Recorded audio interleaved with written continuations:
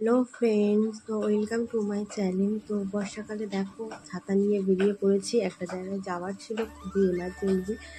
তো বেরিয়ে পড়েছি, কিন্তু প্রচুর বৃষ্টি হচ্ছে। বাড়ি থেকে বেরোনোর সময় দেখছি বৃষ্টি হচ্ছে, কিন্তু একটা জিনিস দেখে মনটা খুব ভালো হয়ে গেল। দেখো তোমাদের ওদিকে কাদের কাদের ধান চাষ হয় বর্ষাতে আমাকে নিশ্চয়ই বল। আমাদের এখানে বর্ষাকালে ধান চাষ হয়, তো তলাগুলো এত সুন্দর লাগছে, তোমাদের কি বলবো। আর কাদের কাদের এই তলাগুলো দেখতে ভালো লাগছে আমাকে কিন্তু কমেন্টে অবশ্যই জানাবে। আমার তো বিশাল পার্সোনালি আমার খুব ভালো লাগছে, আমার বিশাল পছন্দ হচ্ছিলো।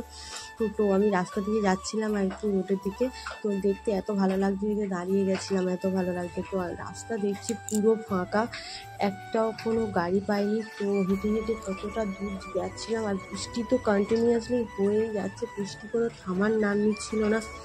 তো শেষ পর্যন্ত একটা গাড়ি এসছে, তো এবার ওঠা হবে। তো চলো ভিডিওটা দেখতে থাকো।